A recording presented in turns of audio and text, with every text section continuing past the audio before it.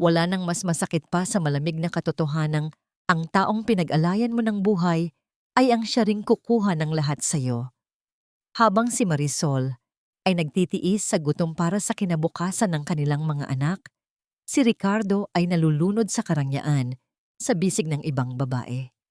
Basura ka na sa buhay ko, ang turing ng asawa. Ngunit hindi alam ni Ricardo, ang basurang itinapon niya ay muling babangon para bawiin ang dangal na ninakaw sa kanya. Handa ka na bang makita ang pagsingil ng isang inaping asawa? O baka mas lalo mo lang siyang kaawaan sa haharapin niyang bagsik ng tadhana? Hindi na kailangan ang mga luhang yan, Marisol. Sayang lang ang pagod mo dahil sa huli, wala ka namang mapapala. Ang boses ni Ricardo ay kasing lamig ng hanging nanggagaling sa aircon ng kanilang silid. Bawat salita ay parang patalim na dahan-dahang humihiwa sa katinoan ng kanyang asawa.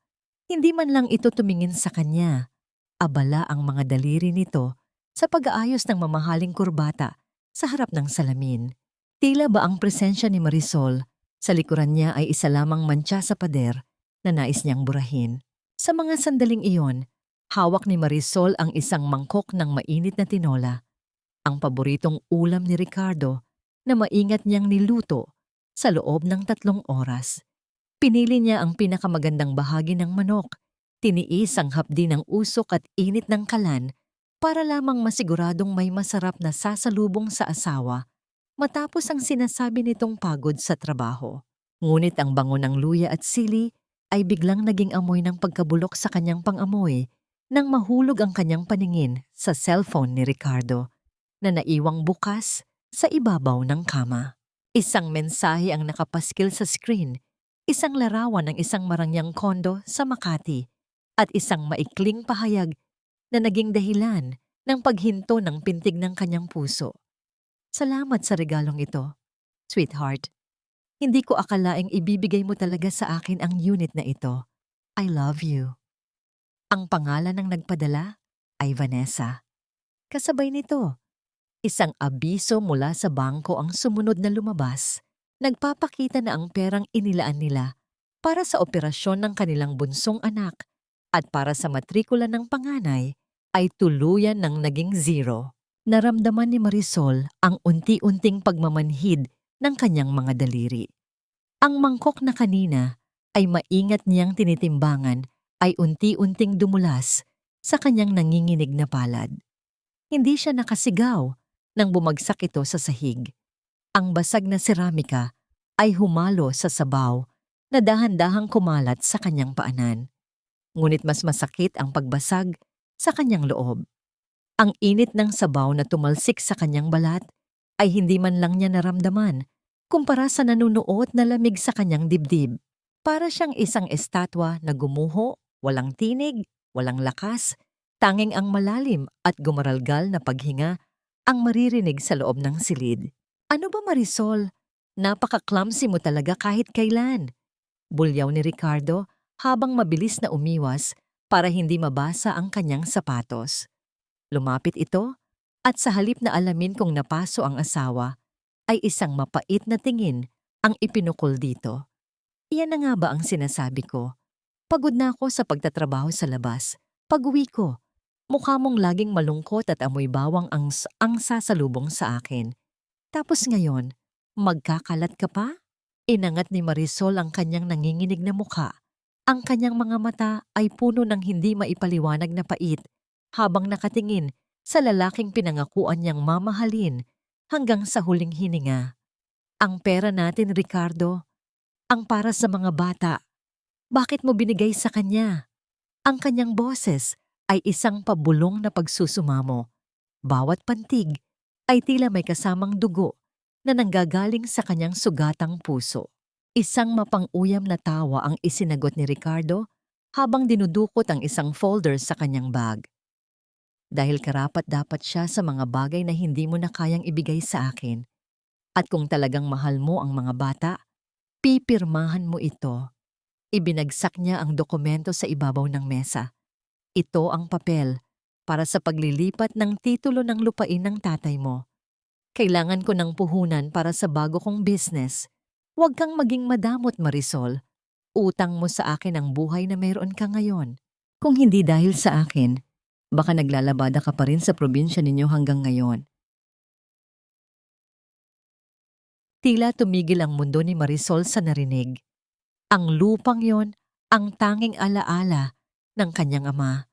Ang tanging bagay na nag-uugnay sa kanya sa kanyang pinagmulan. At ngayon, ay nais itong nakawin ng lalaking nagnakaw na rin ng kanyang dangal. Pinagmasdan niya ang mukha ni Ricardo. Ang mukhang dati ay tinitingnan niya ng may paghanga. Ngayon ay tila isang maskara ng isang demonyong uhaw sa kapangyarihan. Ang katahimikan ay naging kasing bigat ng isang sementeryo. Tumalikod si Ricardo, kinuha ang kanyang susi ng kotse at lumakad palabas ng silid nang hindi man lang lumingon. Ang bawat hakbang nito ay tila isang pako na ibinabaon sa kabaong ng kanilang pagsasama. Naiwan si Marisol na nakatayo sa gitna ng kalat.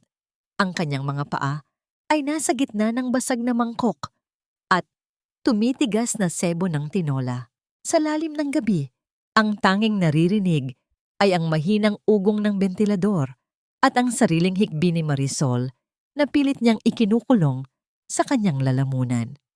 Isang tanong ang paulit-ulit na umaalingaw-ngaw sa kanyang isipan, kasing talim ng isang punyal na nakabaon sa kanyang likuran. Gaano ba kalalim ang utang na loob na kailangang bayaran para sa isang pag-ibig na ang sukli ay ang sarili mong pagkawasak? Hanggang kailan mo kayang panindigan ang isang sumpa kung ang taong pinangakuan mo ang siya mismong nagtutulak sa'yo sa hukay ng kawalan? Hindi nakatulog si Marisol ng gabing iyon. Ang bawat pagpikit ng kanyang mga mata ay nagdadala ng imahe ng mensahe sa cellphone at ang malamig na tingin ni Ricardo. Maaga pa lamang ay maririnig na ang mahinang kalansingin ng mga tasa sa kusina. Ngunit hindi ang karaniwang sigla ng isang tahanan ang namamayani, kundi ang isang mabigat at nakakasakal na katahimikan. Sa gitna ng kanyang kalituhan at sakit, isa lamang ang naisip niyang takbuhan, ang ina ni Ricardo, si Doña Aurora. Sa loob ng 20 taon, itinuring ni Marisol ang biyenan bilang sarili niyang ina. Tinitiis ang pagiging mapili nito at ang madalas na pagpuna sa kanyang mga kilos sa pag-asang balang araw ay makikita rin nito ang kanyang halaga. Dahan-dahang pumasok si Marisol sa silid ni Doña Aurora, dala ang isang baso ng mainit na gatas. Natagpuan niya ang matanda na prenteng nakaupo sa kanyang tinitingalang silya. Nagbabasa ng Biblia habang ang suot na mamahaling alahas ay kumikinang sa sinag ng umaga. Nang marinig ang yabag ni Marisol, hindi man lang nag-angat ng tingin ang matanda.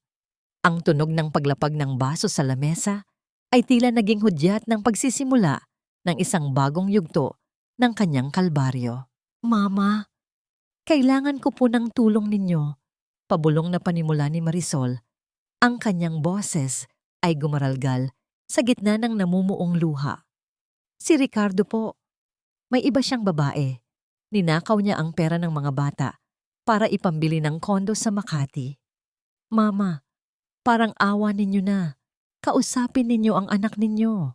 Dahan-dahang ibinaba ni Doña Aurora ang kanyang salamin at tumingin kay Marisol. Ngunit walang bakas ng awa o gulat sa kanyang mga mata. Sa halip, isang mapait at mapanghusgang na ngiti ang gumuhit sa kanyang labi. "Iyan lang ba ang dahilan kung bakit mo ako inistorbo, Marisol?" Alam mo, hindi ako nagulat. Isang malaking pagkakamali ang pagpapakasal ni Ricardo sa isang tulad mo na walang ibang alam kundi ang magmukhang kawawa sa harap ng kalan. Tila binuhusan ng yelo si Marisol. "Mama, ano pong ibig ninyong sabihin? Asawa ko po siya. Pamilya tayo." "Pamilya?" Isang matalim na tawa ang kumawala sa matanda. Ang isang pamilya ay pinoprotektahan ang dangal ng lalaki. Kung naghahanap ng iba ang anak ko, kasalanan mo yan. Hindi mo siya kayang sabayan sa kanyang tagumpay. Nanatili kang isang probinsyanang amoy usok habang siya ay umaakyat sa lipunan. Sino ba ang gaganahan sa asawang laging umiiyak at walang alam, kundi ang humingi ng pera? You are not enough for my son, Marisol. Tanggapin mo na ang katotohanan yan. Mas masakit pa ang bawat salita ni Doña Aurora kaysa sa sampal. Ngunit ang mas matinding dagok ay nang mapansin ni Marisol ang isang pamilyar na bag sa gilid ng kama ng matanda. Isang mamahaling brand na nakita rin niya sa mga post ni Vanessa sa social media. Doon niya napagtanto ang lahat. Alam ni Doña Aurora. Alam nito ang lahat at hinayaan niya. O baka mas malala pa, konsentidor siya sa kataksilan ng kanyang anak kapalit ng mga luho. Konsentidor kayo. Bulong ni Marisol. Ang galit ay nagsisimulang humalo sa kanyang pait. Huwag mo akong pagsalitaan ng ganyan sa loob ng pamamahay ko. Biglang tumayo si Doña Aurora. Ang tunog ng kanyang baston na tumatama sa sahig ay tila isang babala. Sa eksaktong sandaling iyon, pumasok si Ricardo sa silid. Mukhang bagong gising ngunit may dalang bagsik sa kanyang mukha. Ricardo, tingnan mo ang asawa mo. Binabastos ako sa sarili kong kwarto. Sumbong ni Doña Aurora habang nagkukunwaring nasasaktan. Pagsabihan mo yan. Masyadong naging kampante dahil akala niya ay hindi natin siya kayang palitan. Lumapit si Ricardo kay Marisol. Ang bawat hakbang nito ay nagdadala ng panganib. Marisol, sumusobra ka na. Hindi lang ang pagkatao ko ang kinu-question mo, pati ang nanay ko ay idadamay mo. Hinawakan ni Ricardo ang braso ni Marisol nang mahigpit, sapat para maramdaman niya ang hapdi. Lumuhod ka. Humingi ka ng tawad sa kanya dahil sa pagiging walang modo mo. Hindi ako hihingi ng tawad sa katotohanan, Ricardo. Pagmamatigas ni Marisol, kahit na ang kanyang buong katawan ay nanginginig na sa takot. Sabi ko lumuhod ka. Isang malakas na tulak ang ginawa ni Ricardo na naging dahilan upang mapasalampak si Marisol sa matigas na sahig, malapit sa paanan ni Doña Aurora. Ang tunog ng kanyang mga tuhod na tumama sa tiles ay umalingaw-ngaw sa buong silid. Isang tunog ng pagkawasak ng huling bakas ng kanyang dignidad. Pinagmasdan ni Doña Aurora ang nakaluhod na manugang. Ang kanyang mukha ay puno ng tagumpay. Ganyan nga, iyan ang tamang pwesto para sa isang tulad mo. Ngayon, makinig kang mabuti, Marisol. Binibigyan kita ng huling pagkakataon. Kung gusto mong manatili sa bahay na ito, kung gusto mong makita pa ang mga anak mo na may bubong sa ibabaw ng kanilang mga ulo, pipirmahan mo ang papeles ng lupa na hinihingi ni Ricardo. Dahan-dahang inangat ni Marisol ang kanyang ulo. Ang kanyang mga mata ay naniningkit sa gitna ng tumutulong luha. At kung hindi, lumapit si Doña Aurora at ibinulong ang mga salitang tatapos sa huling pag-asa ni Marisol. Kung hindi mo pipirmahan iyan, ituturing kitang magnanakaw at idedemanda kita. At bago matapos ang araw na ito, ipapatapon ko ang lahat ng gamit mo at ng mga anak mo sa kalsada. Wala kang kahit ano, Marisol. Wala kang pera, wala kang kakampi, at wala kang kapangyarihan. Sa isang kumpas ko lang, magiging pulubi kayo ng mga anak mo. Pumili ka, ang lupa ng patay mong ama o ang kinabukasan ng mga anak mong buhay pa. At tumat ka mong banto, kasamahap. Naiwang nakaluhod si Marisol. Ang kanyang mga kamay ay nakadiin sa malamig na sahig, habang ang tunog ng papalayong yabag ni na Ricardo at Doña Aurora ay tila isang hatol ng kamatayan. Ang katahimikan sa silid ay muling bumalik. Ngunit sa pagkakataong ito, may kasama na itong isang nakakabinging bulong ng paghihiganti na unti-unting nabubuo sa kanyang isipan. Walang kahit isang kusing na iniwan si Ricardo sa ibabaw ng lamesa bago ito umalis ng bahay. Ang bawat bank card na dati ay hawak ni Marisol ay isa-isang na block at ang natitirang barya sa kanyang pitaka ay hindi sapat para ipambili ng gatas para sa kanyang bunsong anak na si Gabriel. Ang katahimikan sa loob ng mansyon ay tila naging isang piitan kung saan ang bawat sulok ay nagpapaalala sa kanya ng kanyang kawalan ng halaga sa mata ng mga taong pinaglingkuran niya ng 2 dekada. Dahil sa desperasyon, napilitan si Marisol na lumabas at lumapit sa mga dati niyang kakilala sa palengke para humingi ng kahit anong marangal na trabaho. Ang mga kamay niyang dati ay malalambot at laging maayos ang pagkakamanicure ay unti-unting naging magaspang dahil sa paglalaba at paglilinis ng mga bahay-bahay sa kabilang barangay. Bawat kuskos niya sa maruming sahig ng ibang tao ay tila paglilinis din sa kanyang sariling dangal na dinungisan ni Ricardo. Ang hapdi ng sabon sa kanyang mga sugat sa kamay ay hindi niya iniinda dahil mas masakit ang isiping ang kanyang mga anak ay nagtitiis sa kakaunting ulam habang ang kanilang ama ay nagpapakasasa sa karangyaan. Isang hapon, habang naglalakad pauwiwi si Marisol, bitbit ang isang maliit na supot ng bigas at 2 itlog na nakuha niya bilang sahod, napadaan siya sa harap ng isang sikat at marangyang mall. Doon niya nakita ang pamilyar na kotseng itim ni Ricardo na nakaparada sa tapat ng isang mamahaling jewelry store. Tila tumigil ang pag-ikot ng mundo ni Marisol. Gusto niyang tumakbo palayo, ngunit ang kanyang mga paa ay tila ipinako sa semento nang bumukas ang pinto ng kotse.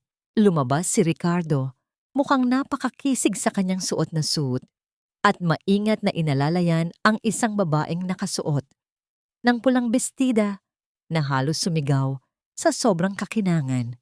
Iyon si Vanessa. Ang bawat hiyas na suot nito ay tila isang sampal sa kahirapan ni Marisol sa mga sandaling iyon. Ang amoy ng mamahaling pabango ni Vanessa ay humahalo sa amoy ng pawis at sabon na nagmumula sa suot na lumang duster ni Marisol. "Oh, look who's here, Ricardo." Ang malanding boses ni Vanessa ay umalingaw-ngaw, puno ng pang-uuyam habang nakatingin sa hitsura ni Marisol. "Hindi ko akalaing ang asawa mo ay part-time na labandera na pala ngayon. How sad." Hindi nakapagsalita si Marisol. Ang kanyang mga mata ay nananatiling nakapako kay Ricardo. Naghahanap ng kahit katiting na awa. Ngunit ang nakita lamang niya ay ang pandidiri sa mga mata ng asawa. "Umalis ka na rito, Marisol. Nakakahiya ka. Baka may makakilala pa sa atin." Malamig na utos ni Ricardo bago muling humarap kay Vanessa at ngumiti ng napakatamis. Dinala ni Vanessa ang kanyang kamay sa loob ng kanyang mamahaling bag at kumuha ng 1,000 piso. Sa halip na ibigay ito ng maayos, sinadya niyang bitawan ng pera sa gitna ng isang maputik na tubig sa gilid ng kalsada. "Oops, nahulog. Mukhang kailangan mo yan para sa hapunan ninyo. Sige na, pulutin mo na. Consider it a tip for your hard work." Napatingin si Marisol sa perang nakalubog sa putik. Nararamdaman niya ang init ng dugo na umaakyat sa kanyang mukha. Ang bawat hibla ng kanyang pagkatao ay sumisigaw na huwag pansinin ang pang-iinsultong iyon. Ngunit ang imahe ng kanyang mga anak na naghihintay ng pagkain sa bahay ang nanaig. Dahan-dahan, sa harap ng naglalakad na mga tao at sa ilalim ng mapanuring mata ni Ricardo at Vanessa, yumukod si Marisol. Ang kanyang nanginginig na mga daliri ay dahan-dahang kinuha ang basang pera mula sa putik. Narinig niya ang mahinang tawa ni Vanessa at ang pag-andar ng makina ng kotse ni Ricardo habang mabilis silang lumalayo. Iniwan siyang mag-isa sa gilid ng kalsada. Habang pinupunasan ni Marisol ang putik sa pera gamit ang dulo ng kanyang duster, hindi luha ang lumabas sa kanyang mga mata, kundi isang kakaibang liwanag. Siya ay nasa pinakamababang bahagi na ng kanyang buhay sa ilalim ng putik na pinagpulutan niya ng pera. Ngunit habang hinihigpitan niya ang kapit sa basang papel, naramdaman niya ang isang matigas na determinasyon. Ang bawat patak ng putik sa kanyang kamay ay magiging lason na unti-unting uubos sa kayabangan ni Ricardo at Doña Aurora. Hindi siya habang buhay na mananatiling nakayuko. Pinunasan niya ang kanyang mukha Inayos ang bitbit na supot at naglakad ng may mas matatatag na hakbang. Sa ilalim ng malalim na gabi, habang ang buong bahay ay balot ng katahimikan, si Marisol ay nakaupo sa sahig ng isang maliit na silid-imbakan na matatagpuan sa likod ng mansyon. Ito na lamang ang natitirang lugar kung saan hindi siya nararamdaman ni na Ricardo at Doña Aurora. Sa harap niya ay isang lumang kahon na gawa sa nararamang alikabok at may mga gasgas ng panahon, angkay sa isang bagay na nagmula sa kanyang ama na hindi nagawang nakawin o ibenta ni Ricardo dahil sa akalang wala itong halaga. Dahan-dahang binuksan ni Marisol ang kahon. Ang bango ng lumang papel at tuyong dahon ng tobako ay agad na bumalot sa kanyang pangamoy. Tila ba ang espiritu ng kanyang ama ay naroon upang hagurin ang kanyang likod sa gitna ng kanyang paghihirap. Sa loob nito ay mga lumang larawan, isang kupas na rosaryo, at isang makapal na sobreng nakabalot sa plastik. Sa loob ng sobreng iyon, natagpuan ni Marisol ang isang sulat na may petsang ilang buwan bago mamatay ang kanyang ama, kasama ang ilang mga dokumentong legal na hindi pa niya kailanman nakikita. Para sa aking nag-iisang bituin, si Marisol, ang panimula ng sulat sa wikang Tagalog na punong-puno ng pagmamahal. Habang binabasa ni Marisol ang bawat salita, tila naririnig niya ang malalim na boses ng kanyang ama. Isinasaad sa sulat na ang lupang iniwan nito sa kanya ay hindi lamang isang simpleng sakahan sa probinsya. May mga dokumentong nagpapatunay na ang lupang iyon ay bahagi ng isang malaking development project para sa isang bagong airport, at ang halaga nito ay hindi lamang milyon, kundi bilyon. Ngunit may isang kondisyon ng kanyang ama. Ang lupang iyon ay hindi maaaring ibenta, isangla, o ilipat ang pangalan sa loob ng 25 taon. Maliban na lamang kung ang buhay ni Marisol o ng kanyang mga anak ay nasa panganib. Naintindihan na ni Marisol ang lahat, kaya pala ganoon na lamang ang pagpupumilit ni Ricardo na makuha ang kanyang pirma. Hindi lamang ito basta lupang sakahan, ito ang susi sa lahat ng kasakiman ni Ricardo. Ngunit sa likod ng pagkakatuklas na ito ay isang mas madilim na katotohanan. Nakita rin ni Marisol ang ilang mga liham ng paniningil na nakasingit sa mga papel ni Ricardo na aksidente niyang nakuha noong nakaraang gabi. Ang asawa niya ay hindi lamang isang matagumpay na negosyante. Siya ay nalulunod na sa utang dahil sa maluhong pamumuhay ni Vanessa at sa mga talunang sugal nito sa kasino. Ang mga charity foundation na ipinagmamalaki nito ay mga huwad na organisasyon lamang na ginagamit upang maglaban ng pera mula sa mga ilegal na transaksyon. Habang hinihimas ni Marisol ang piraso ng papel, isang mabigat na hakbang ang narinig niya sa labas ng silid. Mabilis niyang itinago ang mga dokumento sa loob ng kanyang duster bago pa man bumukas ang pinto. Si Ricardo yon, amoy alak at mukhang balisa. Ang kanyang mga mata ay naniningkit sa galit habang tinitingnan ng asawa na nakaupo sa madilim na sulok. Ano na naman ang ginagawa mo rito sa bodega, Marisol? Naghahanap ka ba ng maiibenta para may maipambili ka ng pagkain? Ang kanyang boses ay puno ng pang-uuyam. Lumapit siya at marahas na hinawakan ng baba ni Marisol. Huwag mo na akong pagurin pa. Ibigay mo na sa akin ang pirma mo. Hindi mo ba alam na bukas ay darating ang mga kinatawan mula sa foundation? Kailangan ko ang lupang iyon para maipakita sa kanila na may sapat tayong asset. Tumingin si Marisol sa mga mata ng asawa, hindi na may takot, kundi may kasamang pagkamuhi. Bakit, Ricardo? Para may maipambayad ka sa mga utang mo sa kasino? O para may maibili ka ng bagong alahas para sa kabit mo habang ang mga anak mo ay halos walang makain? Isang malakas na tunog ng pagtama ng palad sa pisngi ang bumanat sa katahimikan ng bodega. Tumalsik ang mukha ni Marisol sa lakas ng sampal ni Ricardo. Wala kang alam. Wala kang karapatang pagsalitaan ako ng ganyan. Hiningal si Ricardo sa galit, Ang kanyang mukha ay pulang-pula. Pipirma ka, Marisol. Pipirma ka sa ayaw at sa gusto mo. Dahil kung hindi, sisiguraduhin kong hindi mo na makikita ang mga anak mo simula bukas. Padabog na lumabas si Ricardo at nilock ang pinto ng bodega. Mula sa labas, iniwang nakakulong si Marisol sa kadiliman. Ngunit sa halip na umiyak, dahan-dahang tumayo si Marisol. Hinawakan niya ang kanyang pisnging namamaga at muling naramdaman ang matitigas na dokumento sa loob ng kanyang damit. Hindi niya alam kung paano, ngunit alam niyang kailangan niyang makatakas. Sa kalagitnaan ng gabi, isang mahinang katok ang narinig ni Marisol mula sa maliit na bintana sa itaas ng bodega. Isang boses ng isang lalaki ang bumulong mula sa labas.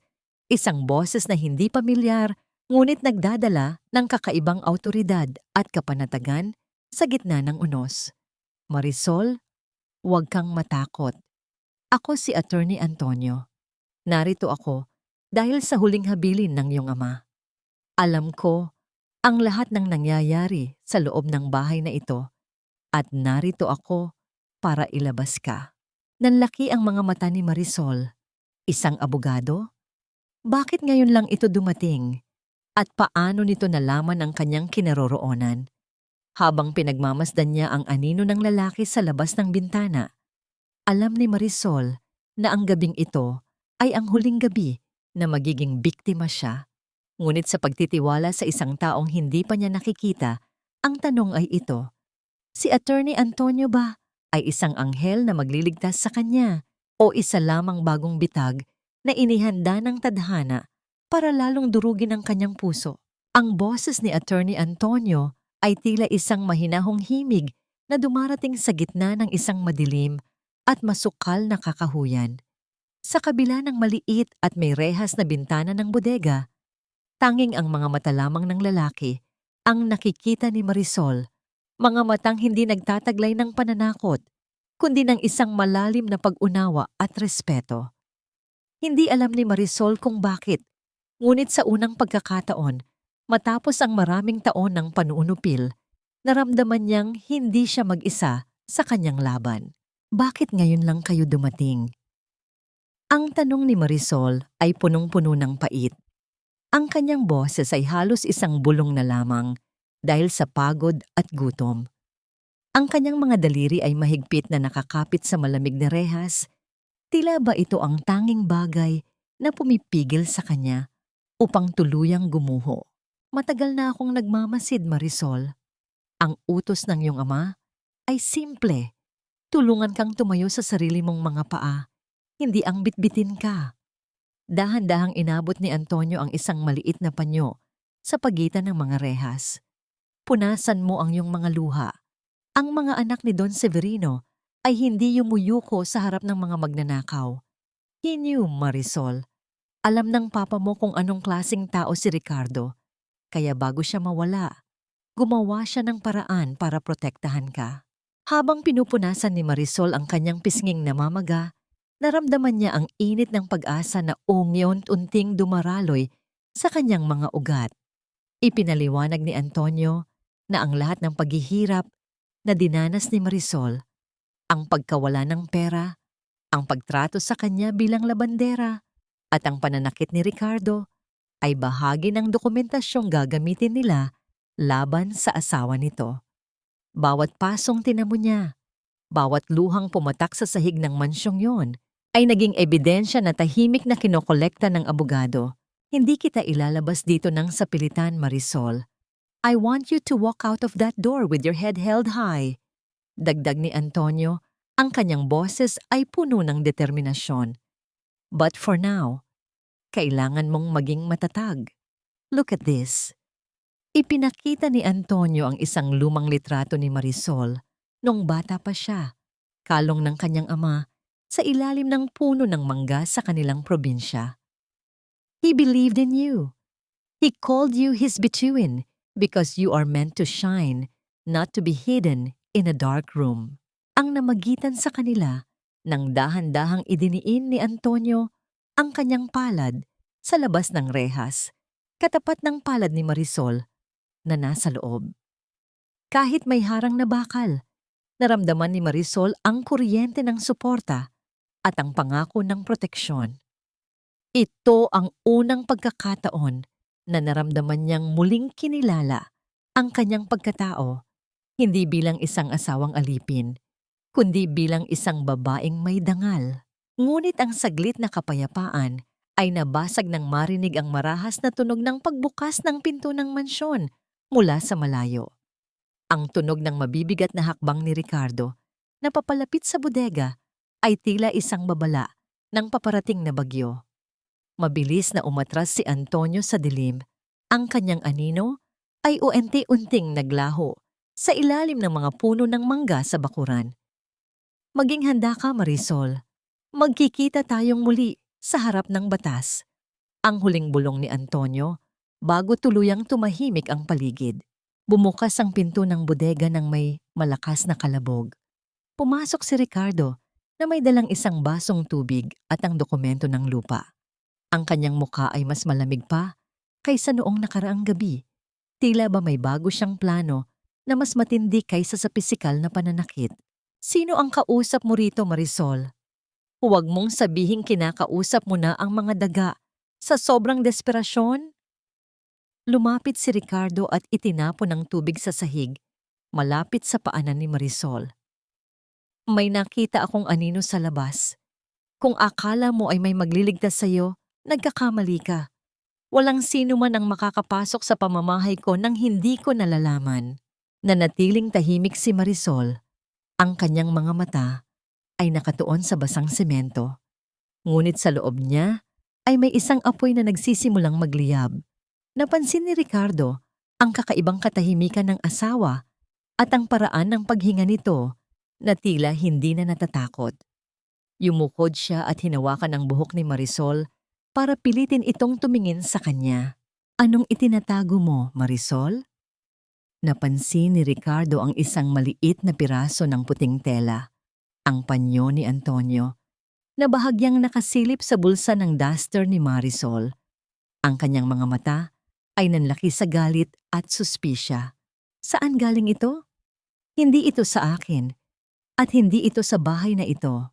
Ang cliffhanger ay dumarating sa sandaling marinig ang malakas na busina ng isang sasakyan sa labas ng gate, kasunod ang tunog ng pagdating ng mga pulis. Ang mukha ni Ricardo ay nabalot ng gulat, ngunit ang mas nakakatakot ay ang paghigpit ng kanyang hawak sa buhok ni Marisol. Ano ang ginawa mo, Marisol? Ano ang ginawa mo? Pamamaw ko, ang pinakamabisang sandata ng isang inaping asawa ay hindi ang kanyang sigaw, kundi ang kanyang katahimikan na tila baon ng isang nagbabagang uling sa ilalim ng malamig na abo. Habang nakatingala si Marisol kay Ricardo, ang kanyang mga mata ay hindi na nagpapakita ng takot. Sa halip, isang malalim at mapanlinlang na pagsuko ang kanyang ipininta sa kanyang mukha. Ang tunog ng sirena ng pulis sa labas ng gate ay naging hudyat ng isang kaguluhan. Ngunit para kay Marisol, ito ang simula ng kanyang sariling entablado. Mabilis na binitawan ni Ricardo ang buhok ni Marisol at nagmamadaling lumabas ng bodega upang tignan ang nangyayari. Ang bawat kalabog ng kanyang sapatos sa semento ay tila tibok ng pusong puno ng kaba. Pagdating sa gate, natagpuan niya ang dalawang pulis kasama si Attorney Antonio na mukhang isang ordinaryong dumadaan lamang na nagulat ng kahina-hinalang ingay sa loob ng bakuran dahil sa takot na mabulgar ang kanyang ginagawang pagkulong kay Marisol. Napilitan si Ricardo na magpanggap. Wala pong problema rito, officers. Nagkakaroon lang kami ng maliit na diskusyon ng asawa ko tungkol sa aming renovation. Ang nakangiting paliwanag ni Ricardo habang ang kanyang pawis ay dahan-dahang gumagapang sa kanyang sentido. Dahil walang matibay na ebidensya sa sandaling iyon at sa mabilis na pag-alis ni Antonio, iniwan ng mga pulis ang mansyon ng may babala. Pagbalik ni Ricardo sa bodega, natagpuan niya si Marisol na mahinahong nakaupo sa sahig. Hawak ang panyo na kanina ay pinagmumulan ng kanyang suspisya. Ricardo, Huwag na nating ituloy ang gulo na ito. Malumanay na sabi ni Marisol. Ang boses niya ay parang isang pagod na ibon na sumusuko na sa bagyo. Kung ang lupang iyon lang ang magpapatahimik sa'yo at magbabalik ng kaayusan sa pamilyang ito, pipirmahan ko na. Pagod na ako, Ricardo. Gusto ko na lang makasama ang mga anak ko. Nanlaki ang mga mata ni Ricardo sa tuwa. Ang kanyang kasakiman ay mabilis na lumamon sa kanyang pagdududa. Talaga? Ngayon mo lang na-realize na wala kang laban sa akin? Humalakhak siya, isang tunog na puno ng kayabangan na tila nananaig sa buong kabahayan. Mabilis niyang kinuha ang mga dokumento at isang ballpen. Dahan-dahang pinirmahan ni Marisol ang papel. Ngunit sa bawat haplos ng tinta sa ibabaw ng dokumento, tanging siya at si Antonio lamang ang nakakaalam ng katotohanan.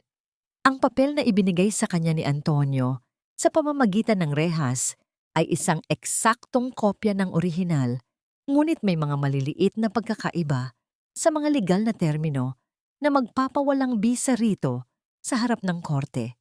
Ito ay isang bitag, isang mousetrap na nakabalot sa anyo ng tagumpay ni Ricardo. Simula ng gabing iyon, naging masunuring asawa si Marisol. Hinayaan niyang isipin ni Ricardo at Doña Aurora na tuluyan na siyang nawalan ng loob. Sa umaga, siya ang unang gumigising para maghanda ng almusal. Pagmamano ang kanyang isinasalubong kay Doña Aurora.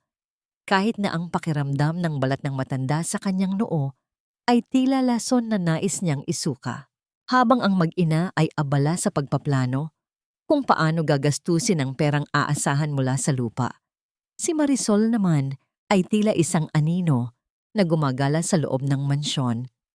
Gamit ang isang maliit na recording device na ibinigay ni Antonio, palihim niyang itinatala ang mga pag-uusap ni Ricardo at Vanessa sa telepono. Naririnig niya ang bawat halakhak nila habang pinagtatawanan ang kanyang pagiging tanga. At ang bawat plano ni Ricardo na tuluyan na siyang palayasin kapag nakuha na ang kabuuan ng pera. You're doing great, Ricardo. Magtiwala ka lang sa akin. Kailangan nating itong i-party para lalong bumagsak ang guard niya. Narinig ni Marisol na sabi ni Vanessa mula sa kabilang linya. Sa gitna ng kanyang paglilinis, ang nangyari nang makita ni Marisol ang kanyang panganay na anak na si Elena na nakatingin sa kanya ng may lungkot. Dahan-dahang lumapit ang bata at niyakap siya sa baywang. Nay, bakit po kayo sumuko? Sabi niyo po lalaban tayo? Bulong ng bata. Hinalikan ni Marisol ang tuktok ng ulo ng anak. Ang kanyang mga mata ay nagpapakita ng isang bagsik na ngayon lang nakita ni Elena. Hindi tayo sumuko, anak. Naghihintay lang tayo na mahulog sila sa sarili nilang hukay. Maging matatag ka dahil malapit na tayong makauwi sa lupang tunay na atin.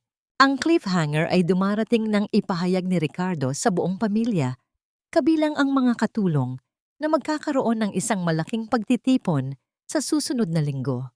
Ito ay isang selebrasyon para sa ating tagumpay at ikaw, Marisol. Ang tingin ni Ricardo ay puno ng pang-uuyam. Ikaw ang magluluto ng lahat ng pagkain.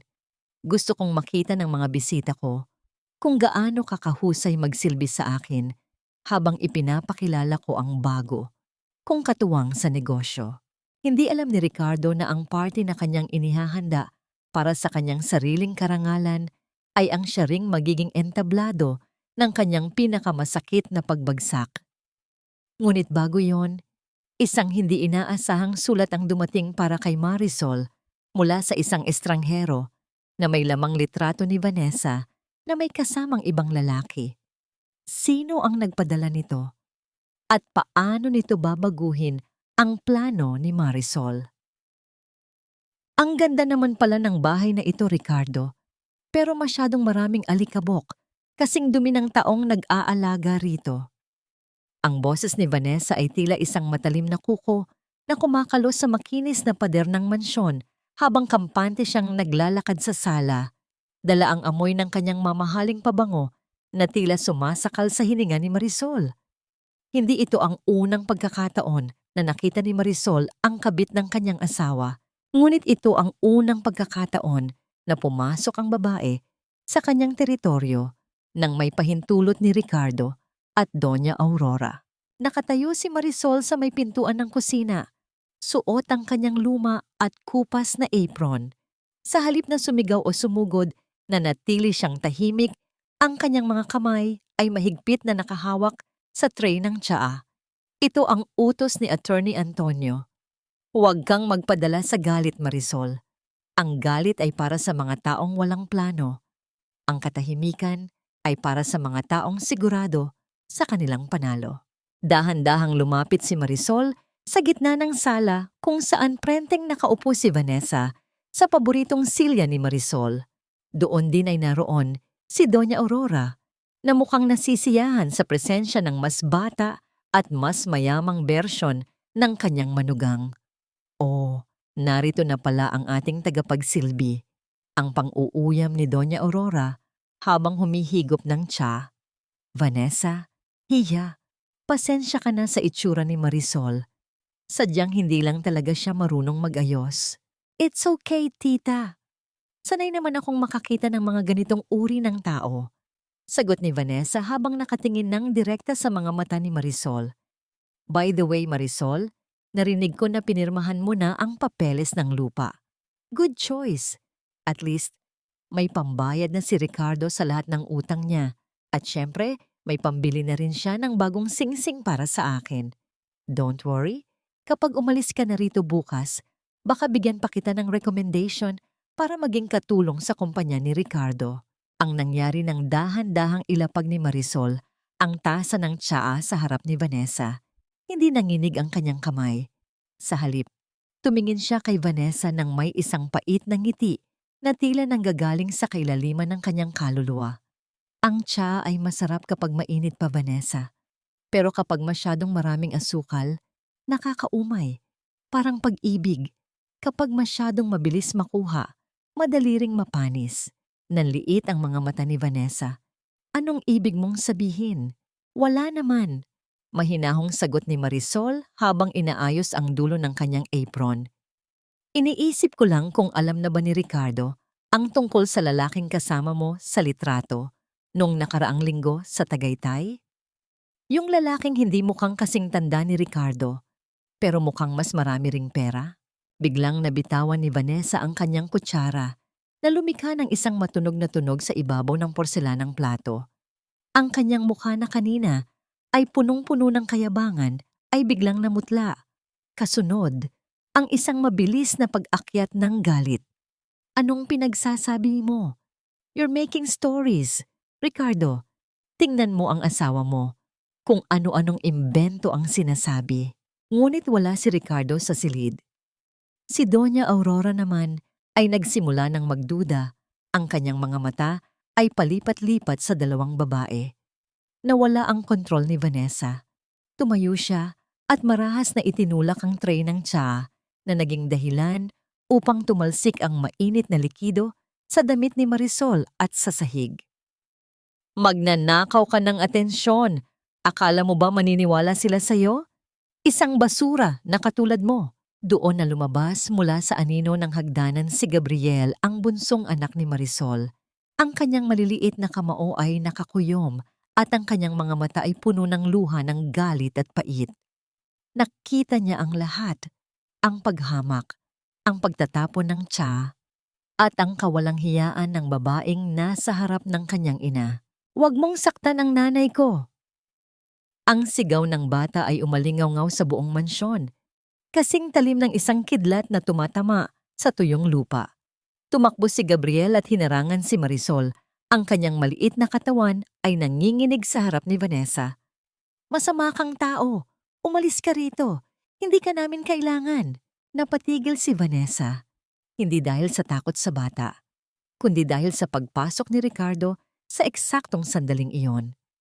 Ang cliffhanger ay dumarating nang makita ni Ricardo ang kanyang anak na umiiyak habang nakaharang kay Marisol at si Vanessa na nakataas pa ang kamay na tila sasampalin ng bata. Ang mukha ni Ricardo ay nabalot ng pagkalito. Ngunit bago pa man siya makapagsalita, isang malakas na tunog ng pagbagsak ng kung anong bagay ang narinig. Mula sa itaas ng silid ni Doña Aurora, isang tunog na tila may malaking nabasag. Anong nangyayari rito? Ang tanong ni Ricardo, ngunit ang kanyang tingin ay napako sa isang sobreng nahulog mula sa bulsa ni Vanessa. Nang tumayo ito, nang marahas, isang sobreng naglalaman ng mga litratong hindi dapat makita ng kahit sino. Ang dumi ng iyong kalooban ay hindi kayang pagtakpan ng kahit anong mamahaling alahas, Vanessa. Balang araw, ang bawat sentimong ninakaw mo sa mga taong walang kalaban-laban ay siyang magiging tanikala na hihila sa iyo pababa. Ang mga salitang ito ay hindi binigkas ni Marisol, kundi umalingaw-ngaw lamang sa kanyang isipan habang nakatitig siya sa nahulog na sobre sa paanan ni Ricardo. Isang saglit na katahimikan ang bumalot sa sala, isang katahimikan na kasing bigat ng isang paparating na lindol. Mabilis pa sa kidlat na yumukod si Vanessa upang makuha ang sobre bago pa man ito mahawakan ni Ricardo. Ang kanyang mukha ay namumutla, ang kanyang mga kamay ay nanginginig habang pilit na ibinabalik ang mga litrato sa loob ng kanyang bag.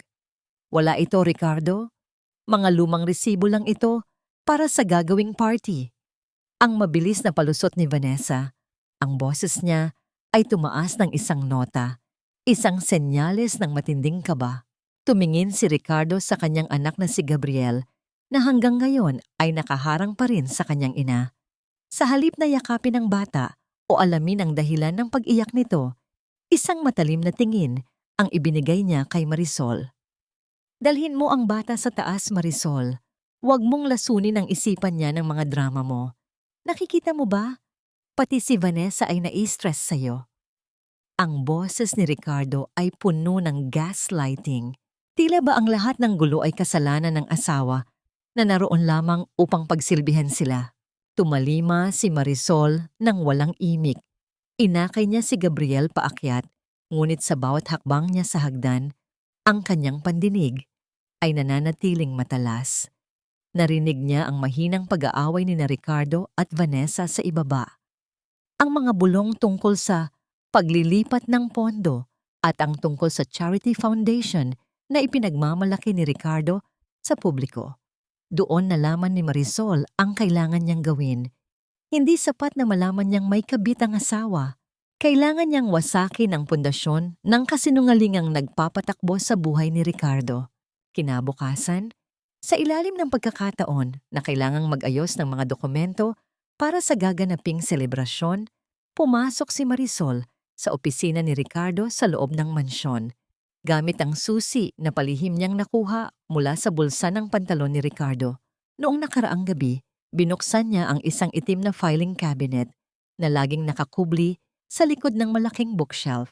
Ang loob ng cabinet ay hindi naglalaman ng mga papeles ng pagtulong sa mahihirap. Sa halip, natagpuan ni Marisol ang tinatawag na Golden Ledger, isang talaan ng lahat ng mga donasyong pumasok sa kanilang foundation mula sa iba't ibang kumpanya. Ngunit ang bawat pisong pumasok ay hindi napunta sa mga ampunan o sa mga batang may sakit. Ang bawat pahina ay nagpapakita ng mga transaksyon patungo sa mga personal na account ni Ricardo, sa mga pambayad sa utang sa kasino, at sa mga mamahaling regalo para kay Vanessa. Ang huminto sa pintig ng puso ni Marisol nang makakita siya ng isang litrato ng isang batang lalaki na may malaking bukol sa ulo. Isang batang nangangailangan ng agarang operasyon na ginamit nilang mukha ng kanilang charity drive noong nakaraang taon. Sa tabi ng litrato ay ang resibo ng donasyong umabot sa 5 milyong piso. Ngunit sa ilalim nito, may isang maikling note na nakasulat sa pen, "Redirected to Viz Makati Condo DP." Naramdaman ni Marisol ang isang matinding hapdi sa kanyang dibdib, hindi para sa sarili niya, kundi para sa batang iyon na hanggang ngayon ay baka naghihirap pa rin habang ang perang para sa kanyang buhay ay naging semento at pintura sa kondo ni Vanessa. Ang kanyang mga kamay ay nanginginig habang kinukuhanan niya ng larawan ang bawat pahina gamit ang kanyang cellphone. Bawat click ng camera ay tila isang hakbang patungo sa kalayaan, ngunit kasabay nito ay ang takot na baka hindi siya makalabas ng buhay sa silid na yon. Biglang tumigil ang paghinga ni Marisol nang marinig ang tunog ng susi na pumapasok sa trangka ng pinto ng opisina. Ang tunog ng pag-ikot ng lock ay tila isang hatol na nagpabilis sa kanyang tibok ng puso. Walang ibang mapagtataguan sa loob ng silid, kundi sa ilalim ng malaking mesa ni Ricardo. Mabilis na gumapang si Marisol at pinilit na huwag gumawa ng kahit anong tunog, kahit na ang kanyang tuhod ay tumatama na sa matigas na kahoy. Bumukas ang pinto. Ang amoy ng tabako at mamahaling leather ay pumasok sa silid, kasunod ang mabibigat na hakbang ni Ricardo. Ngunit hindi siya mag-isa. Narinig ni Marisol ang boses ng isang lalaki, isang boses na hindi pamilyar. May bahid ng panganib at awtoridad. Nakahanda na ba ang lahat, Ricardo? Ang mga bisita mula sa board ay darating bukas. Siguraduhin mong malinis ang mga libro. Ayaw nating may makakita ng butas sa charity mo, lalo na ang mga tao mula sa gobyerno. Ang sabi ng estranghero. Huwag kang mag-alala. Ang asawa ko ay sapat ng tanga para hindi mapansin ang kahit ano. Nakakulong siya sa kusina, abala, sa pagluluto ng paborito kong ulam habang ninanakawan ko siya sa harap ng kanyang mukha. Sagot ni Ricardo na may kasamang halakhak na puno ng kumpiyansa. Ang cliffhanger ay dumarating nang biglang tumunog ang cellphone ni Marisol sa loob ng kanyang bulsa. Isang mensahe mula kay Attorney Antonio. Ang tunog ng notification ay bumasag sa katahimikan ng silid, dahilan upang biglang tumigil ang pag-uusap ni Ricardo at ng estranghero. Ang mga hakbang ni Ricardo ay unti-unting lumapit sa direksyon ng mesa kung saan nakatago si Marisol. Ang bawat yabag ay tila isang paparating na hatol. May tao ba rito? Ang malamig na tanong ni Ricardo habang dahan-dahang yumuyuko upang tignan ang ilalim ng mesa. Kasing bilis ng takbo ng isang kinalawit na tadhana ang pagtibok ng puso ni Marisol habang nakadikit ang kanyang likod sa malamig na kahoy sa ilalim ng mesa. Ang bawat hininga niya ay tila isang nakamamatay na hudyat na pilit niyang ikinukulong sa kanyang mga baga hanggang sa maramdaman niya ang hapdi ng kakulangan sa hangin. Ang hudyat ng mensahe mula sa kanyang telepono ay bumasag sa katahimikan ng silid. Isang tunog na para sa kanya ay kasing lakas ng isang pagsabog sa gitna ng hating gabi. Dahan-dahang yumuko si Ricardo. Ang dulo ng kanyang mamahaling sapatos ay ilang pulgada na lamang ang layo mula sa nanginginig na kamay ni Marisol. Nakita ni Marisol ang anino ng kanyang asawa na unti-unting lumalaki. Tila isang halimaw na handa siyang lamunin sa loob ng madilim na sulok na yon. Isang patak ng malamig na pawis ang gumapang mula sa kanyang noo patungo sa kanyang mata. Ngunit hindi niya magawang kumurap. Ricardo, huwag mo nang pansinin yan. Baka mga daga lang o di kaya'y yung hangin sa lumang aircon mo. Ang naiinip na boses ng estranghero ang pansamantalang nagpahinto sa pagyuko ni Ricardo. Wala tayong oras para sa mga kung ano-anong ingay. Kailangan nating ilipat ang pondo bago magbukas ang bangko bukas ng umaga. Ang 50 milyong piso ay hindi pwedeng maiwan sa account ng foundation. Tumayo ng tuwid si Ricardo. Ang tunog ng kanyang pag-ayos ng suit ay tila isang paghatol ng kaligtasan para kay Marisol sa sandaling iyon. Tama ka. Masyado lang akong praning dahil sa asawa kong laging nakabantay sa bawat kilos ko. Pero huwag kang mag-alala. Mamayang gabi, sa gitna ng party, tuluyan ko na siyang papapirmahin sa huling dokumento. Pagkatapos noon, wala na siyang silbi sa akin. Narinig ni Marisol ang muling pagbukas at pagsara ng pinto ng opisina. Nanatili siyang nakatago sa ilalim ng mesa sa loob ng ilang minuto. Ang kanyang buong katawan ay nanginginig sa takot at galit. Nang masiguro niyang wala na ang sinuman, dahan-dahan siyang gumapang palabas. Ang kanyang mga binti ay tila naging jelo sa sobrang panghihina, ngunit pinilit niyang tumayo. Ang naganap nang mapatingin si Marisol sa ibabaw ng mesa ni Ricardo. Doon ay nakatayo ang isang litrato nilang mag-anak noong binyag ni Gabriel, isang larawan ng kaligayahan na ngayon ay tila isang malaking insulto. Hinawakan ni Marisol ang frame. Ang kanyang hinlalaki ay dumapo sa mukha ni Ricardo na noon ay nakangiti pa ng tapat. Isang mapait na nangiti ang sumilay sa labi ni Marisol habang dahan-dahan niyang itinataob ang litrato sa ibabaw ng mesa. Tapos na ang pagpapanggap, Ricardo.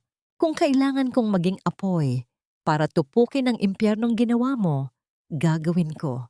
Sa babay. Sa kanyang pagmamadaling lumabas ng mansyon para makipagkita kay Attorney Antonio, hindi napansin ni Marisol ang isang basag na piraso ng porselana sa sahig, ang labi ng tasa na binasag ni Vanessa noong nakaraang araw. Ang matulis na dulo nito ay bumaon sa kanyang manipis na tsinelas na nagdulot ng isang matalim na hapdi. Napakagatlabi si Marisol upang hindi dumaing, ngunit ang bawat hakbang niya patungo sa gate ay nag-iiwan ng maliliit na bahid ng dugo sa semento. Sa labas ng gate, sa ilalim ng madilim na lilim ng isang puno ng akasya, naghihintay ang isang itim na sasakyan. Pumukas ang pinto at lumabas si Attorney Antonio. Ang kanyang mukha ay nabalot ng pag-aalala nang makita ang hitsura ni Marisol. Ang kanyang duster na puno ng alikabok at ang kanyang paa na may sugat. Marisol, anong nangyari? Mabilis na lumapit si Antonio at inalalayan ang babae. Ang kanyang mga kamay ay matatag ngunit banayad, isang hawak na nagbigay kay Marisol ng pakiramdam na sa wakas may isang taong handang tumayo sa panig niya. Nakuha ko ang mga litrato, Antonio. Ang ledger.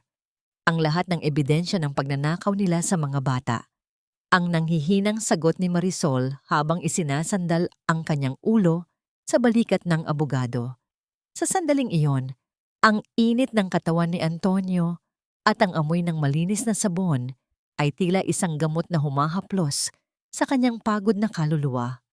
Ang kilig ay hindi nanggaling sa pagnanasa, kundi sa pakiramdam na sa kabila ng lahat ng basura sa kanyang buhay, may isa pa ring taong tinitingnan siya nang may pagpapahalaga. Hush! Ligtas ka na. Hindi ka na muling masasaktan. Bulong ni Antonio habang dahan-dahang hinahaplos ang buhok ni Marisol. Ngunit ang katahimikan ng gabi ay muling binuwag ng isang nakakasilaw na liwanag mula sa loob ng mansyon. Ang gate ay biglang bumukas at lumabas ang sasakyan ni Ricardo. Ang cliffhanger ay dumarating nang tumama ang headlight ng kotse ni Ricardo sa eksaktong kinaroroonan ni Marisol at Antonio na magkayakap sa ilalim ng puno. Ang tunog ng biglang pagpreno ng sasakyan ni Ricardo ay umalingaw-ngaw sa buong kalsada, kasing talim ng isang babala.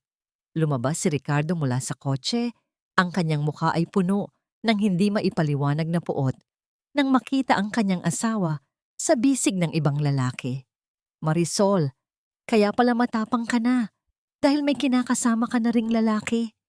Ang sigaw ni Ricardo habang mabilis na lumalapit. Ang kanyang kamao ay nakakuyom at handang sumabog sa galit. Walang hiya ka, Marisol. Habang nagpapakapagod ako para sa pamilyang ito, nakikipaglandian ka sa kung sinong lalaki sa labas ng bahay ko. Ang boses ni Ricardo ay pumunit sa katahimikan ng gabi, kasing talim ng isang kidlat na tumatama sa tuyong kakahuyan. Ang bawat salita niya ay punong-puno ng puot at pagmamay-ari. Tila ba ang asawang matagal na niyang ibinasura ay isang ari-arian na wala ring karapatang humanap ng sariling silungan. Nakatayo si Marisol sa gitna ng nakakasilaw na liwanag mula sa headlights ng kotse ni Ricardo. Ang kanyang sugatang paa ay muling kumirot at ang bawat patak ng dugo sa semento ay tila pagsusumamo ng kanyang pagod na katawan. Sa tabi niya, naramdaman niya ang biglang pagtigas ng katawan ni Attorney Antonio. Hindi kumurap ang abogado. Sa halip, humakbang ito ng dahan-dahan upang harangan ang galit ni Ricardo na tila isang matibay na pader na nakahandang sumalo sa anumang bagsik ng tadhana. Respetuhin mo ang asawa mo, Ricardo. O kung ano man ang natitira sa dangal niya na hindi mo pa nagagawang kunin, ang mahinahon ngunit mapanganib na sagot ni Antonio. Ang kanyang boses ay hindi sumisigaw, ngunit may taglay itong bigat na nagpahinto sa mabilis na paglapit ni Ricardo. Isang mapait na tawa ang pinakawalan ni Ricardo habang dinuduro ang asawa. Dangal? Ang babaeng ito? Marisol, tingnan mo ang sarili mo. Amoy pawis, duguan, at mukhang pulubi. Sa tingin mo ba ay papatol sa'yo ang isang abogadong tulad niya kung wala kang ibinibigay na kapalit? Napakababa mo talaga. Sa sandaling iyon, naramdaman ni Marisol ang huling piraso ng kanyang puso na dahan-dahang nagiging abo. Ang sakit ng sampal ni Ricardo noong nakaraang gabi ay wala sa kalingkingan ng hapdi ng kanyang mga salita ngayon. Ngunit sa halip na sumigaw, isang malamig na katahimikan ang bumalot sa kanya. Pinagmasdan niya ang asawa, ang lalaking minahal niya ng higit sa kanyang sarili, at nakita niya ang isang estrangherong punong-puno ng dumi at kasinungalingan. Gaano ba kadilim ang kaluluwa ng isang tao para magawa niyang baluktutin ang katotohanan upang magmukhang siya ang biktima? Ang tanong na umalingaw sa kanyang isipan. Sumama ka na sa akin, Marisol. Huwag mong hayaang ubusin niya ang natitira mong lakas. Bulong ni Antonio, habang dahan-dahang inaalalayan ng babae patungo sa sasakyan. Hindi na lumingon si Marisol. Hinayaan niyang maiwan si Ricardo na sumisigaw sa gitna ng kalsada. Ang anino nito ay tila isang maliit at kaawa-awang nilalang sa ilalim ng malalaking puno ng acacia. Nagmaneho si Antonio palayo sa mansyon, patungo sa isang lugar na matagal nang hindi dinadalaw ni Marisol, ang lumang sakahan ng kanyang ama sa probinsya. Habang tumatagal ang biyahe, ang amoy ng usok at polusyon ng lungsod ay dahan-dahang napalitan ng bango ng basang lupa at sariwang damo. Ang kadiliman ng gabi ay tila naging isang kumot na nagbibigay sa kanya ng proteksyong matagal na niyang hinahanap. Pagdating sa lumang bahay na gawa sa bato at kahoy, ang naganap. Dahan-dahang lumakad si Marisol patungo sa isang malaking puno ng mangga sa gitna ng bakuran. Ang punong itinanim ng kanyang ama noong araw na ipinanganak siya. Hinaplos ni Marisol ang magaspang na balat ng puno at sa bawat kuskos ng kanyang palad, tila nararamdaman niya ang init ng kamay ng kanyang ama. Doon, sa ilalim ng mga bituin na malayang kumikinang, sa wakas ay pinakawalan ni Marisol ang lahat ng luha na matagal niyang kinulong. Hindi ito luhang galing sa takot, kundi luhang naglilinis sa kanyang sugatang pagkatao. Dito tayo magsisimula, Marisol, sabi ni Antonio habang nakatayo sa kanyang likuran. Binibigyan siya ng sapat na espasyo upang damhin ang kanyang muling pagkabuhay. Ang lupang ito ay hindi lang asset. Ito ang iyong lakas. Kinuha ni Marisol ang maliit na pala sa tabi ng lumang bodega at dahan-dahang hinukay ang lupa sa ilalim ng pinakamatandang ugat ng puno, ayon sa turo ng lihim na sulat ng kanyang ama. Matapos ang ilang sandali ng paghuhukay, ang dulo ng pala ay tumama sa isang matigas na bagay, isang metal na kahon na nakabalot sa makapal na tela. Ang cliffhanger ay dumarating nang buksan ni Marisol ang metal na kahon sa ilalim ng liwanag ng isang lampara. Sa loob nito ay hindi lamang ang orihinal na titulo ng lupa, kundi isang serye ng mga dokumento na nagpapatunay na si Ricardo ay matagal nang nagnanakaw sa kumpanya ng ama ni Marisol bago pa man ito mamatay. Ngunit ang mas nakakagimbal ay ang huling papel sa ilalim ng lahat. Isang kasunduan sa pagitan ni Ricardo at ni Doña Aurora na may petsang bago pa ang kasal nila ni Marisol. Isang kasunduang nagpapatunay na ang buong pagsasama nila ay isang planadong panlilinlang lamang. Lahat ng ito, lahat ng 20 taon na ito ay isang malaking kasinungalingan? Ang pabulong na tanong ni Marisol habang ang kanyang mga kamay ay nanginginig sa matinding galit at pait. Pati ang pag-ibig ko, ginamit nila para sa kanilang kasakiman? Ang bawat taon ng aking katapatan ay tila mga butil ng buhangin na ginamit nila upang itayo ang isang kastilyong gawa sa kasinungalingan. Akala ko ay pag-ibig ang nagbuklod sa amin, ngunit ito pala ay isang kontrata lamang ng pagnanakaw na nilagdaan nila bago pa man ako matutong magmahal. Ang boses ni Marisol ay halos hindi na marinig, kasing hina ng pagaspas ng mga dahon sa hating gabi. Ngunit ang bawat salita ay may dalang bigat ng 20 taong pait. Sa loob ng lumang bahay sa probinsya, ang liwanag ng lampara ay nagbibigay ng mahahabang anino sa dingding. Hawak ni Marisol ang kasunduan ni na Ricardo at Doña Aurora, isang papel na nagpapatunay na ang pagpapakasal sa kanya ay isang estratehiya lamang upang makuha ang tiwala ng kanyang ama at unti-unting ubusin ang yaman ng kanilang pamilya. Hindi lang siya biktima ng pangangaliwa. Siya ay biktima ng isang sistematikong panloloko na nagsimula noong suot pa niya ang kanyang puting belo sa harap ng altar. Huwag mong hayaang lamunin ka ng galit, Marisol. Gamitin mo ito bilang iyong lakas. Ang mahinahong paalala ni Attorney Antonio habang iniaabot sa kanya ang isang mainit na tasa ng kape. Ang naganap nang tanggapin ni Marisol ang tasa. Naramdaman niya ang init nito sa kanyang nanginginig na mga palad.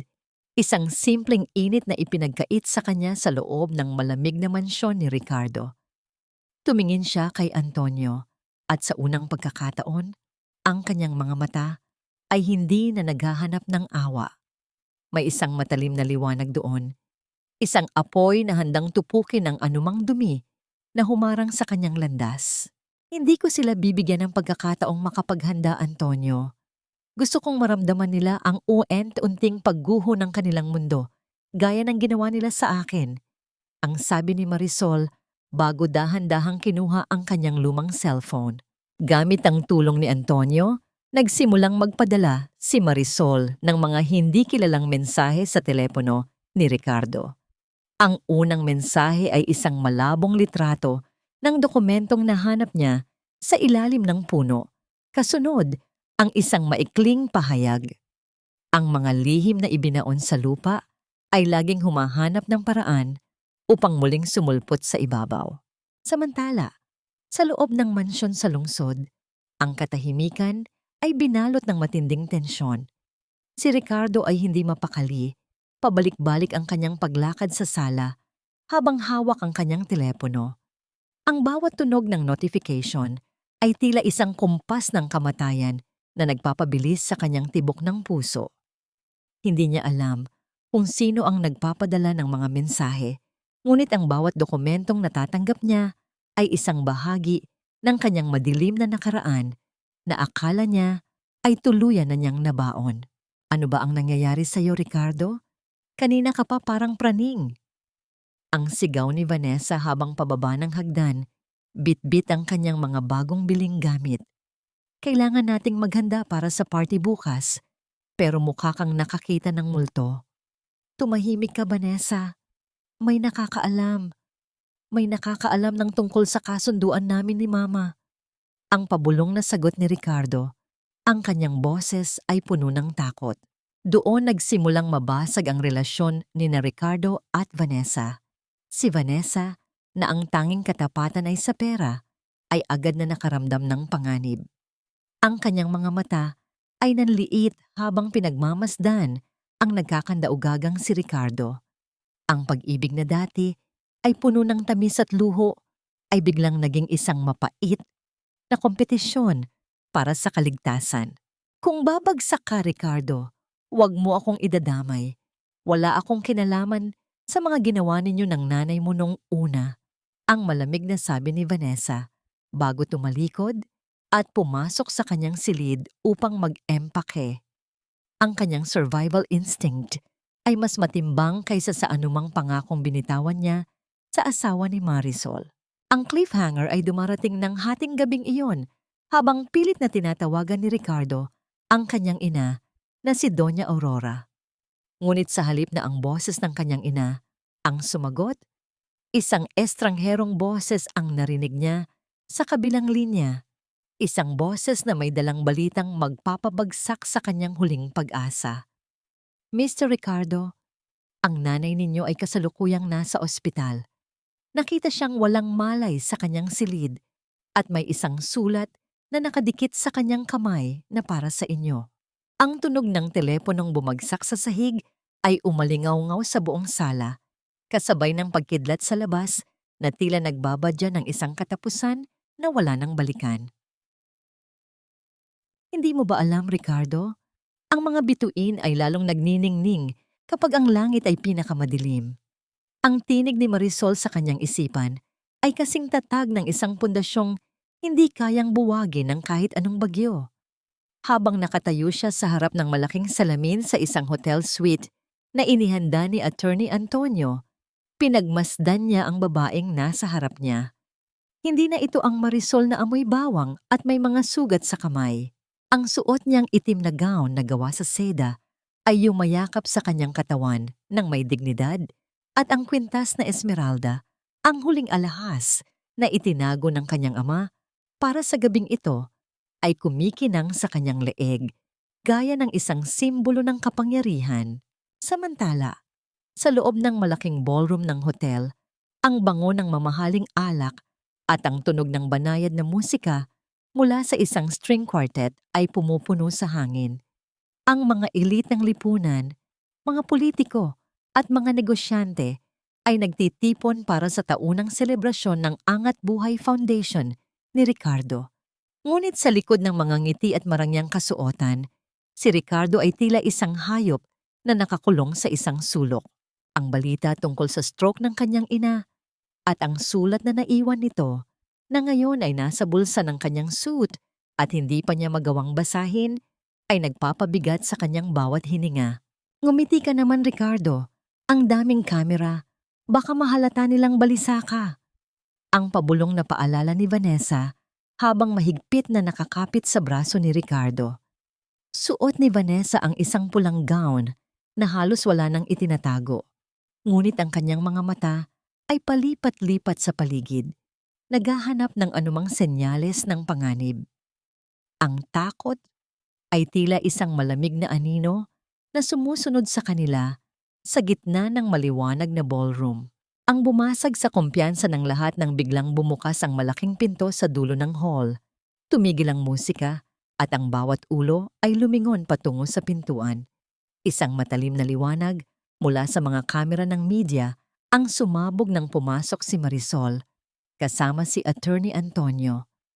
Ang katahimikan ay naging kasing bigat ng isang paparating na hatol. Ang mga yabag ni Marisol sa makinis na sahig ay hindi lumikha ng ingay, ngunit bawat hakbang niya ay tila isang pagyanig sa mundo ni Ricardo. Dahan-dahang lumakad si Marisol patungo sa harapan. Ang kanyang mukha ay kasing ayos ng isang estatwa ng Diyosa. Nang makalapit siya sa stage kung saan nakatayo si Ricardo, nakita niya ang gulat at takot sa mga mata ng asawa. Marisol, anong ginagawa mo rito? Ang gumaralgal na tanong ni Ricardo, ang kanyang boses, ay halos isang pabulong na lamang sa gitna ng maraming tao. Hindi sumagot si Marisol. Sa halip, kinuha niya ang baso ng champagne mula sa isang dumadaang waiter at itinaas ito sa harap ni Ricardo. I'm here for the celebration, Ricardo. Hindi ba't sinabi mo na kailangan kong makita kung gaano kakahusay maglingkod sa kapwa? Ang kanyang boses ay umalingaw-ngaw sa pamamagitan ng microphone na malapit sa kanila. Dahilan upang makuha ang atensyon ng lahat ng bisita, umalis ka na rito bago ko patawagin ang security. Ang banta ni Vanessa, ang kanyang boses ay nanginginig sa selos at galit. Ngunit bago pa man makakilos ang sinuman, dahan-dahang umakyat si Marisol sa stage. Kinuha niya ang atensyon ng lahat ng naroon. Magandang gabi sa inyong lahat. Bilang asawa ng taong pinararangalan ninyo ngayong gabi, nais kong ibahagi ang isang katotohanang matagal nang nakatago sa ilalim ng mga bulaklak at magagarang salita. Kinuha ni Attorney Antonio ang isang remote control at biglang nagbago ang mga slide sa dambuhalang screen sa likuran ni Marisol. Hindi na ang mga litrato ng mga batang tinutulungan ng foundation ang lumitaw. Sa halip, ang mga pahina ng Golden Ledger na nagpapakita ng bilyon-bilyong pagnanakaw, ang mga litrato ni Vanessa sa kondo na binili gamit ang pera ng mga may sakit, at ang kasunduan ni na Ricardo at Doña Aurora noong una pa man ay isa-isang bumulaga sa harap ng mga donor at ng media. Ang cliffhanger ay dumarating nang biglang mamatay ang lahat ng ilaw sa ballroom na nag-iwan sa lahat sa gitna ng kabuuang kadiliman at kaguluhan. Sa gitna ng dilim, isang malakas na tunog ng pagkabasag ng salamin ang narinig. Kasunod ang isang pabulong na boses ni Marisol na tila nanggagaling sa bawat sulok ng silid. Ngayong gabi, Ricardo, hindi lang ang kuryente ang mawawala sa'yo. Mawawala rin ang lahat ng bagay na inakala mong sayo. Nang muling bumukas ang mga emergency light, wala na si Marisol sa stage. Ang tanging naiwan ay si Ricardo na nakatayo sa gitna ng mga flash, ng kamera, ng mga reporter na ngayon ay tila mga buwit ring handa siyang lapain. At si Vanessa na pilit na tumatakbo palabas habang hinahabol ng mga pulis na kanina pa pala nakaabang sa bawat labasan. Hindi ito maaari. Paka na lang ang lahat ng ito ng isang baliw at selosang asawa. Huwag kayong maniwala sa kanya. Ang sigaw ni Ricardo ay pumiyok sa gitna ng ballroom. Ang boses niya ay nanginginig sa pagitan ng galit at matinding takot. Habang ang mga flash ng kamera ay tila mga kidlat na walang tigil sa pagtama sa kanyang namumutlang mukha. Pilit niyang itinago ang kanyang mga nanginginig na kamay sa likod ng kanyang suit. Ngunit ang bawat mata sa loob ng silid, mga matang dati ay puno ng paghanga, ay puno na ngayon ng pandidiri at panghahamak. Sa kabilang dulo ng hall, malapit sa labasan, ang tunog ng mabibigat na sapatos ng mga pulis na tumatama sa makintab na sahig ay naging hudyat ng pagtatapos ng isang huwad na imperyo. Si Vanessa, na kanina ay parang reyna sa kanyang pulang gown, ay marahas na hinawakan sa braso ng isang babaeng opisyal. Ang tunog ng pagkakalansing ng posas na pilit na ikinakabit sa kanyang mga manipis na pulso ay bumasag sa huling bakas ng kanyang kayabangan. Bitawan niyo ako! Wala akong kinalaman sa pagnanakaw ni Ricardo. Siya ang may kasalanan ng lahat. Ginamit niya lang ako. Ang boses ni Vanessa ay naging isang matinis na tili ng pagtatraidor. Isang huling pagtatangka na isalba ang sarili sa pamamagitan ng paglulubog sa lalaking pinangakuan niya ng katapatan sa ibabaw ng kama. Ang naganap, nang dahan-dahang lumabas si Marisol mula sa anino ng gilid ng stage. Wala na ang kanyang itim na kapa, tanging ang kanyang nagniningning na anyo ang nakatayo sa harap ng gumuhing mundo ni Ricardo. Lumapit siya sa asawa, hindi para sumigaw, kundi para ibigay ang huling dokumentong dala ni Attorney Antonio. Ito ay hindi papel ng lupa, kundi ang kasunduan sa paghahain ng divorce at ang warrant of arrest para sa plunder at falsification of documents. Tapos na, Ricardo. Ang mahinahong sabi ni Marisol, ang kanyang boses ay tila isang malamig na simoy ng hangin na nagpapatatahimik sa nagbabagang apoy. Ang bawat sentimong kinuha mo sa mga may sakit, ang bawat luhang pumatak mula sa mga anak mo, at ang bawat panlalait na ibinigay mo sa akin, lahat yan ay may kaukulang bayad na ngayon. Napaluhod si Ricardo sa gitna ng stage. Ang kanyang mga siko ay tumama sa matigas na kahoy habang ang kanyang mukha ay ibinaon niya sa kanyang mga palad. Ang pagguho ng kanyang pagkatao ay hindi nanggaling sa pagkawala ng pera, kundi sa harapang pagtalikod ng lahat ng taong kanyang nalinlang. Ang kanyang huling sandata, ang kanyang mapanlinlang na dila, ay tila naputol sa gitna ng matinding hiya. Dinala si Ricardo at Vanessa sa himpilan ng pulisya, ngunit bago tuluyang isara ang pinto ng sasakyan, hiniling ni Ricardo na makausap ang kanyang ina. Sa loob ng ICU ng isang ospital, sa ilalim ng malamig at puting liwanag ng mga makina, nakita ni Ricardo si Doña Aurora na nakaratay, walang malay at tila isang tuyong dahon na anumang oras ay malalaglag. Binasa ni Ricardo Ang sulat na naiwan ng kanyang ina, ang sulat na naging dahilan ng stroke nito. Ricardo, anak.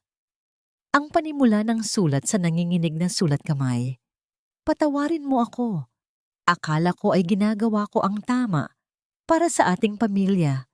Ngunit sa huli, natanto ko na ang bawat pader na itinayo natin gamit ang kasinungalingan ay ang siya ring magiging kulungan natin.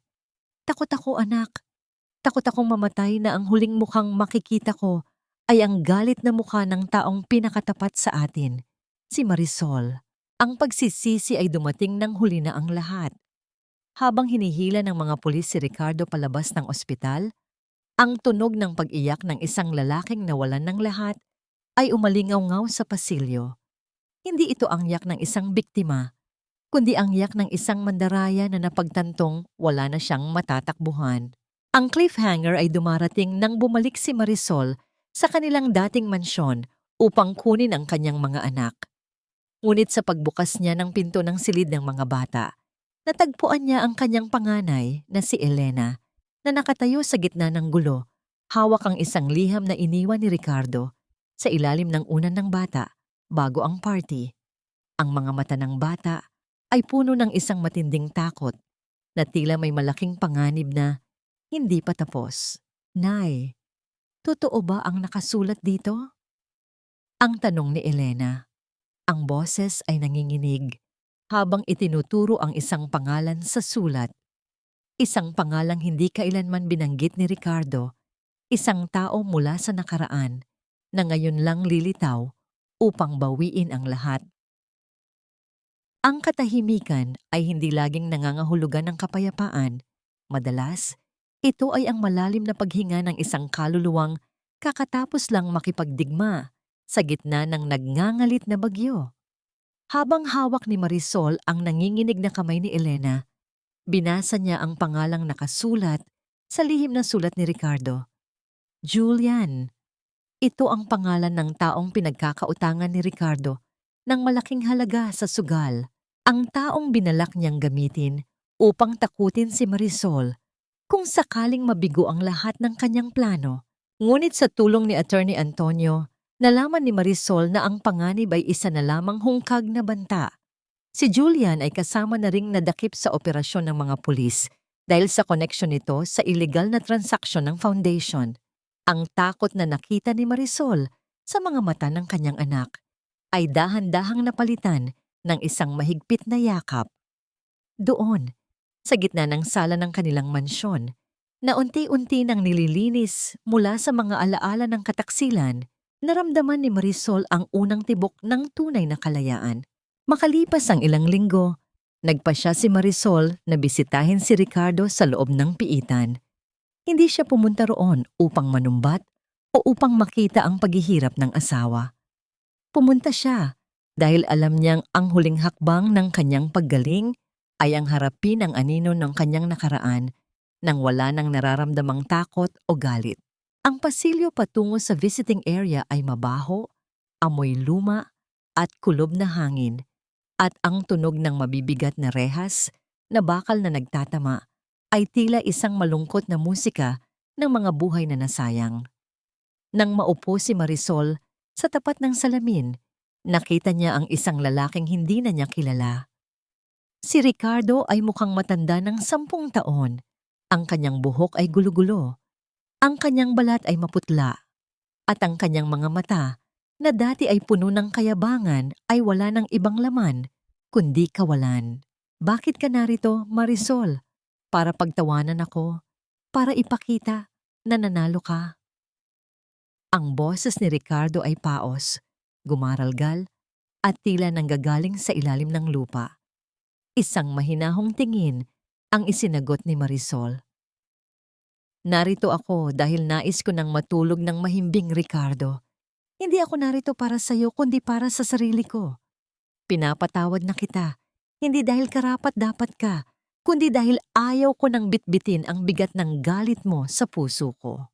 Ang naganap ng dahan-dahang itapat ni Marisol ang kanyang palad sa makapal na salamin.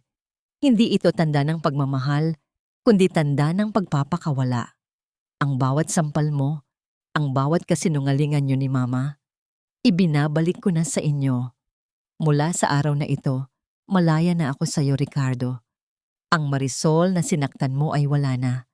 Ang nakaharap mo ngayon ay ang anak ni Severino, ang babaeng muling nagmamay-ari ng kanyang buhay. Tumulo ang luha mula sa mga mata ni Ricardo. Ang kanyang mga kamay ay nanginginig habang pilit ding itinapat ang palad sa salamin. Ngunit bago pa man siya makapagsalita ng patawad, tumayo na si Marisol at tumalikod. Ang tunog ng kanyang mga sapatos sa semento ay tila isang martsyang nagpapahayag ng tagumpay, isang tagumpay na hindi kailangan ng palakpak, kundi ng katahimikan ng kaluluwa. Paglabas ni Marisol sa gate ng bilangguan, sinalubong siya ng mainit na sikat ng araw at ang nakangiting mukha ni Attorney Antonio na nakasandal sa kanyang sasakyan. Walang kailangang sabihin, ang pagtango ni Antonio at ang banayad na paghawak nito sa siko ni Marisol habang inaalalayan itong sumakay ay sapat na upang ipadama ang isang bagong uri ng pag-asa. Dinala ni Antonio si Marisol at ang mga bata pabalik sa probinsya, sa lupang kinalakihan niya. Habang naglalakad sila sa gitna ng malawak na palayan, sa ilalim ng kulay kahel na langit ng hapon, naramdaman ni Marisol ang bango ng bagong aning palay at ang malamig na simoy ng hangin mula sa bundok. Ang bawat hakbang niya sa lupang ito ay tila isang gamot na humahaplos sa kanyang mga sugat. Ano na ang plano mo ngayon, Marisol? Ang tanong ni Antonio, ang kanyang boses ay puno ng paghanga habang pinagmamasdan ang babaeng muling nahanap ang kanyang liwanag. Gusto kong itayo ang isang tahanan dito, Antonio. Isang tahanan kung saan ang bawat pader ay gawa sa katotohanan at ang bawat silid ay puno ng tunay na pagmamahal. Isang lugar kung saan ang mga kababaihang tulad ko ay makakahanap ng lakas para bumangon muli. Ang cliffhanger ay dumarating ng dahan-dahang kuhanin ni Antonio ang kamay ni Marisol. Hindi para sa isang pangakong madali, kundi para sa isang paglalakbay na sabay nilang haharapin. Ngunit sa gitna ng kanilang katahimikan, isang pamilyar na sasakyan ang huminto sa malayo at isang taong hindi nila inaasahan ang bumaba.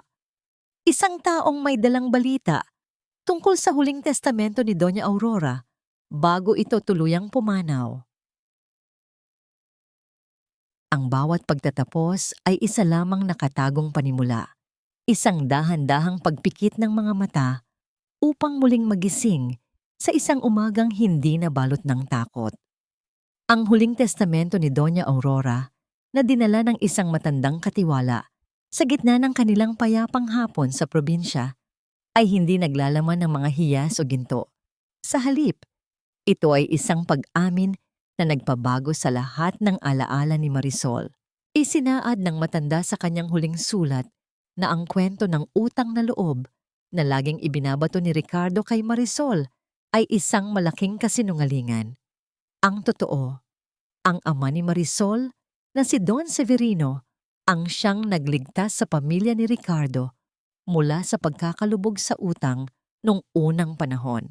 Ang lahat ng ginawa ni na Ricardo at Aurora ay isang paraan upang baluktutin ang kasaysayan at kontrolin si Marisol sa pamamagitan ng huwad na utang na loob.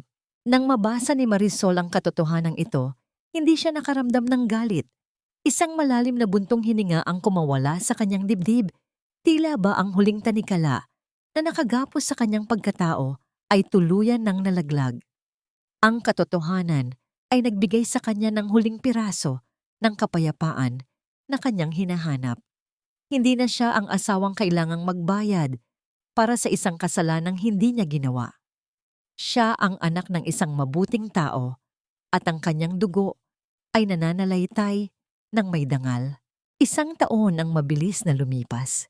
Ang dating luma at madilim na mansyon sa lungsod ay naibenta na at ang halaga nito ay ginamit ni Marisol upang itayo ang tahanan ni Severino sa gitna ng kanilang malawak na sakahan.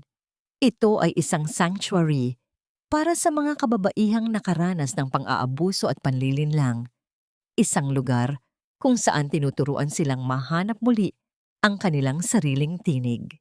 Ang amoy ng mga namumulaklak na sampagwita at ang sariwang simoy ng hangin mula sa kabundukan ay naging permanenteng bahagi ng buhay ni Marisol. Isang hapon, habang pinagmamasdan ni Marisol ang kanyang mga anak na sina Elena at Gabriel na masayang naglalaro sa ilalim ng malaking puno ng mangga, naramdaman niya ang isang pamilyar na presensya sa kanyang tabi. Si Attorney Antonio, na naging katuwang niya sa bawat hakbang ng kanyang pagbangon, ay tumayo ng tahimik. Ang namagitan sa kanila nang dahan-dahang abutin ni Antonio ang kamay ni Marisol. Walang mabulaklak na salita, walang mabilis na pangako. Ang init ng kanilang magkahawak na palad sa ilalim ng ginintuang sikat ng araw ay sapat na upang sabihing hindi na sila muling maglalakad ng mag-isa. Nakahanap ka na ba ng iyong biniyen, Marisol? Ang mahinahong tanong ni Antonio. Ang boses niya ay punong-puno ng pagmamahal na may kasamang respeto. Higit pa sa binyen ang nahanap ko, Antonio. Nahanap ko ang sarili ko. Ang sagot ni Marisol habang isinasandal ang kanyang ulo sa balikat ng lalaki. Ang kilig na naramdaman niya ay hindi ang uri na nagpapabilis ng tibok ng puso sa takot, kundi ang uri na nagpapakalma sa bawat himaymay ng kanyang kaluluwa. Samantala, sa loob ng kulungan, si Ricardo ay nananatiling nakaharap sa 4 na sulok ng kanyang rehas. Ang kanyang buhay ay naging isang walang katapusang pag-uulit ng mga sandali ng pagsisisi, habang si Vanessa naman ay unti-unti nang kinakalimutan ng mundong dati niyang pilit na inakyat sa pamamagitan ng panlilinlang. Ang katarungan ay hindi lamang dumating sa anyo ng batas, kundi sa anyo ng pagkalimot. Ang pinakamabigat na parusa para sa mga taong ang tanging hangad ay pansamantalang karangyaan. Sa huling sandali ng kwentong ito, tumingin si Marisol sa malayo, sa abot-tanaw, kung saan ang langit at ang lupa ay tila naghahalikan. Ang kanyang puso ay wala ng bakas ng pait.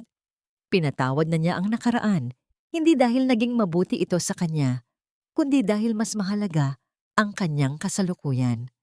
Ang bayhok na nais niyang iwan sa bawat nakikinig ay simple. Ang iyong halaga ay hindi itinatakda ng taong hindi marunong tumingin sa iyong ganda. Ang tunay na lakas ay nanggagaling sa pagtanggap sa iyong mga sugat at pagpapahintulot sa iyong sarili na muling maging masaya. Dahan-dahang lumubog ang araw, nag-iiwan ng kulay ube at rosas sa langit, habang si Marisol ay naglalakad patungo sa kanyang tahanan, bit-bit ang mga anak, at ang pag-asang kailanman ay hindi na muling maglalaho. Ang pusong naulila sa katapatan ay nahanap na ang kanyang tunay na tahanan sa gitna ng katotohanan, sa bisig ng tunay na pag-ibig at sa katahimikan ng isang malayang kaluluwa.